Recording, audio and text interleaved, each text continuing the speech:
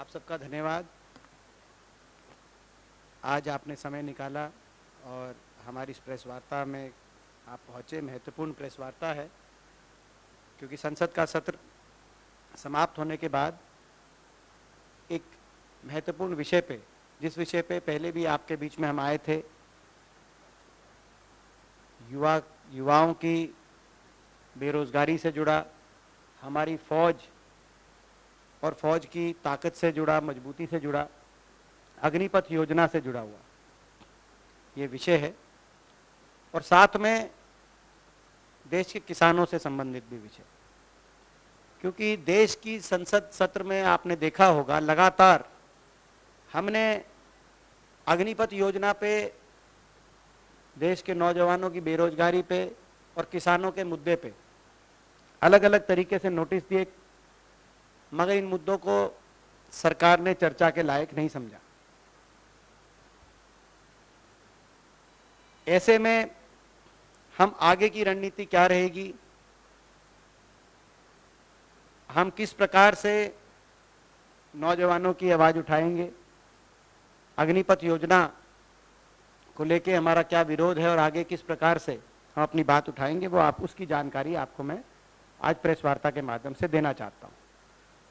सरकार से हम पहले तो सवाल ये पूछते हैं कि अग्निपथ योजना अगर राष्ट्र हित में है तो संसद में इस पे चर्चा से सरकार क्यों भाग रही है।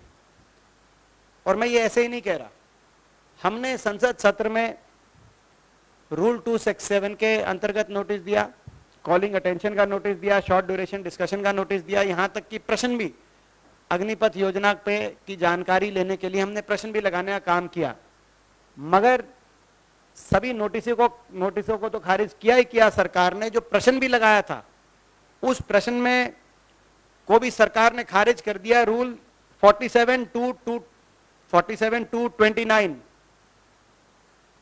का हवाला देके जो प्रश्न मैंने लगाया, स्वयं मैंने लगाया था और भी कई सांसदों ने लगाया था, दूसरी विपक्षी पार्टियों के, अग्निपथ योजना पे कोई प्रश्न आप नहीं पूछ सकते सरकार से। रूल 47(2) का सरकार ने हवाला देके प्रश्न खारिज कर दिया और कहा कि सब जुडिस मामला है।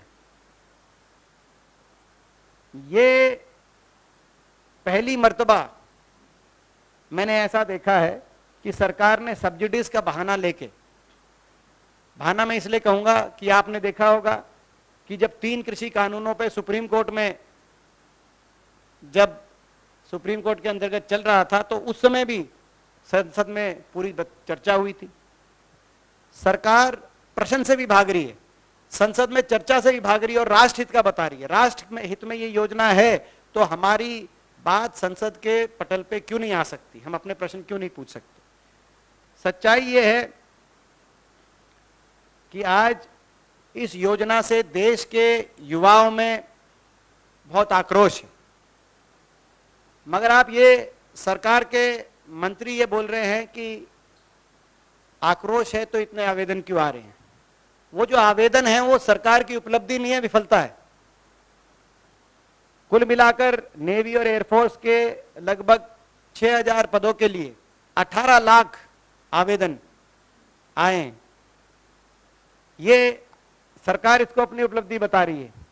आप नौजवानों की आज बेरोजगारी में जो मजबूरी है उनका अपमान ना करें, मैं सरकार से कहना चाहता हूं।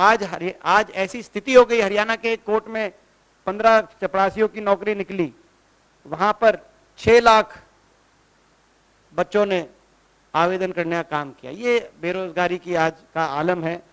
तो दूसरा, आक्रोश युवाओं में बहुत है, लेकिन एक कारण जो आंदोलन चल रहे थे उन आंदोलनों की आपको विजिबली दिख नहीं रहे। उसका एक कारण यह है कि तीनों सेनाओं के सेनाध्यक्षों ने प्रेस कॉन्फ्रेंस के माध्यम से कहा कि अगर विरोध प्रदर्शन के दौरान कोई देखा जाएगा, किसी का नाम आ जाएगा तो सेना में अग्निवीर के लिए वो अयोग्य माना जाएगा। तो एक तरफ बेरोजगारी, एक तरफ अपनी भविष्य की चिंता और दूसरी तरफ इस तरह की स्थिति, आप अंदाजा लगा सकते हैं। नौजवानों में तो इसमें आक्रोश है ही। मैं एक उदाहरण भी देना चाहूंगा। कल एक हमारी बेटी मेडल लेके आई कॉमनवेल्थ गेम्स में, हरियाणा से। मैं उनके कार्यक्रम में गया हुआ था। उनको जब शाबाशी दी, सम्मान किया, उसके बाद उनके भाई मिले और उनके भाई ने कहा कि मैं फौज में हूँ, फला बटालियन में हूँ। तो जब मैंने कहा बहुत बढ़िया, खुशी की बात है। तो जब वहाँ जाने लगे तो कहने लगा मगर भाई साहब पक्की फौज में हूँ। और सारे, तो ये आप समझें, मानसिकता समझें। ये आप भी जान रहे हैं, हम भी जान रहे हैं। 4 साल का अग्निवीर कोई नहीं बनना चाहता, लेकिन मजबूरी है। दूसरा, जो हमने शुरू में ही कहा था कि हम इस योजना का विरोध इसलिए कर रहे हैं कि ये योजना देश की ना सुरक्षा के हित में है, ना देश की फौज के हित में है, ना नौजवान के भविष्य के हित में। हमारी देश की फौज जो बेहतरीन फौज मानी गई, सबसे अच्छी फौज मानी गई, आज उसकी नींव हिलाने का काम आपने ऐसा कर दिया। पिछले 2-3 साल से भर्ती नहीं, और कहा गया कि भर्ती इसलिए नहीं, कोरोना। अगर कोरोना की वजह से भर्ती नहीं हो रही थी तो फिर ये अग्निवीर क्यों लाए? अगर अग्निवीर अच्छी थी तो इसका टाइमिंग बड़ा संदेशात्मक है कि पहले कहा कोरोना की वजह से भर्ती नहीं, 2 लाख पद फौज में रिक्त हो गए, उसका प्रेशर बना पूरे देश में, और बेरोजगारी जब आसमान छूने लगी, इतना प्रेशर आ गया, तो एकदम से आप इस तरह की योजना लेके आए। और दूसरा आपने कहा, एक और जो ये कह रहे हैं, दलील दे रहे हैं कि भाई पैसा नहीं खजाने में पेंशन देने के लिए, जो 1 रैंक 1 पेंशन, जिसका उद्घोष प्रधानमंत्री जी ने हरियाणा की वीरभूमि से किया था, रेवाड़ी से किया था, 1 रैंक 1 पेंशन। अब नो रैंक पेंशन, अब नो रैंक नो पेंशन, खजाने में पैसा नहीं। या तो सरकार के खजाने में फौज के लिए पैसा नहीं है, ये बात सरकार, या सरकार को फौज, या सरकार फौज की जरूरत ही नहीं समझ रही। बताए सरकार कि ये कहाँ, ये कौन सी बात ये सही है। इसके साथ साथ इससे जुड़े हुए 2-3 और मसले हैं। एक तो ये 2 साल तक की जो रिक्रूटमेंट है ये कैंसिल हो गई। इसमें कई तो एयरफोर्स के ऐसे कि पूरी रिक्रूटमेंट हो गई थी, पूरी रिक्रूटमेंट हो गई थी, उनको बस अपॉइंटमेंट मिलनी बाकी थी, उनकी रिक्रूटमेंट ही कैंसिल हो गई एयरफोर्स के अंदर बहुत से पदों पे। तो जितनी 2 साल तक थोड़ी बहुत रिक्रूटमेंट भी हुई वो सारी कैंसिल हो गई।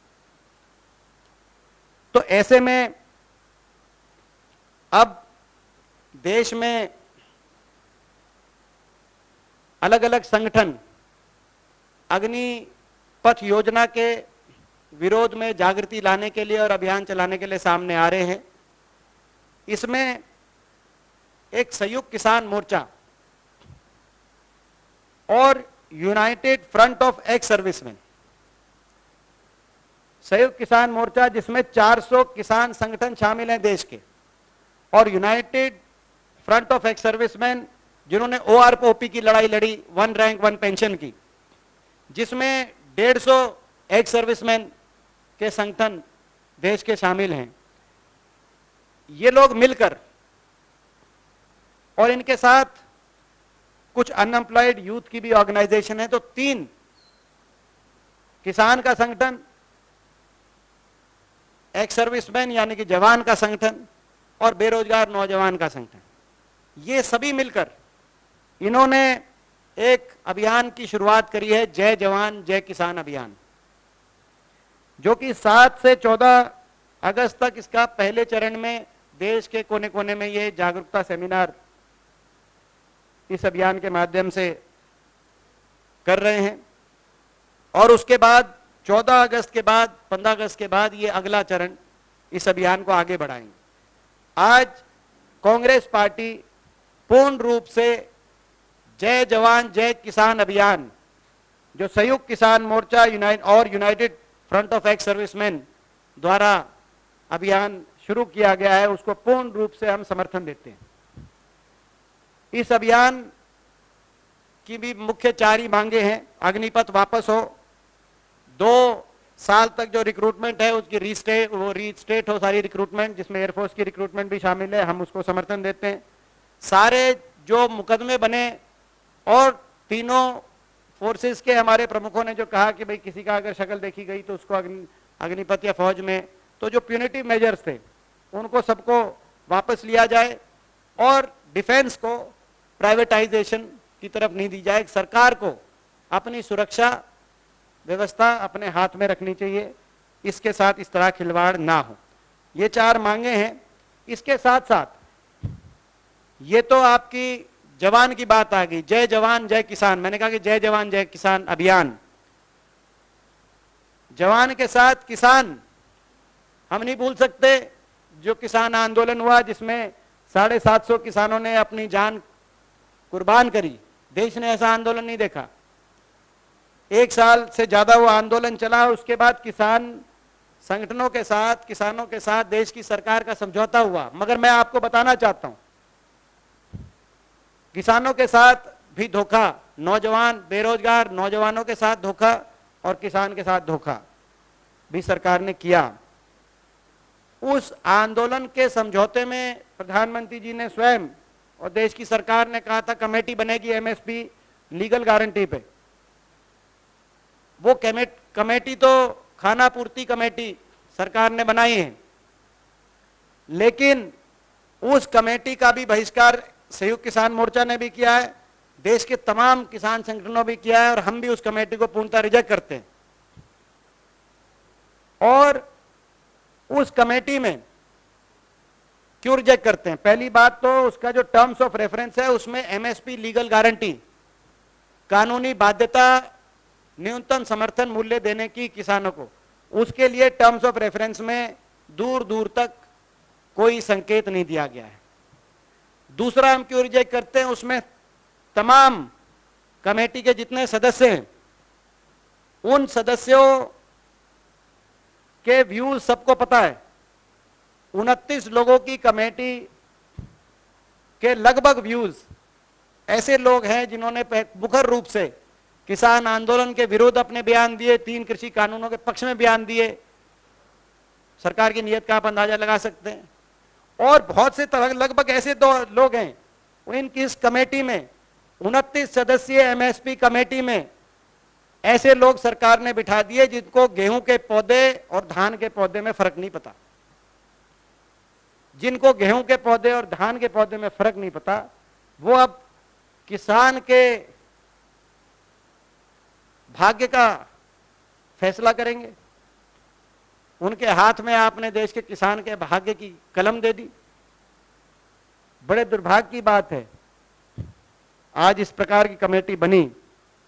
सरकार केवल किसानों के आंखों में धूल झोंकने का काम कर रही है। तो आज देश के किसान के साथ भी धोखा, देश के नौजवान के साथ भी धोखा, देश के जवान के साथ भी धोखा। इसीलिए जय जवान जय किसान। और संसद सत्र से पहले आपके बीच में आए थे, तमाम ये मुद्दे रखे थे और हमने कहा था संसद में उठाएंगे। आपने देखा, देश गवाह है, संसद के अंदर इन मुद्दों को उठाने के लिए कोई कसर हमने नहीं छोड़ी। हमने प्रयास किया बार बार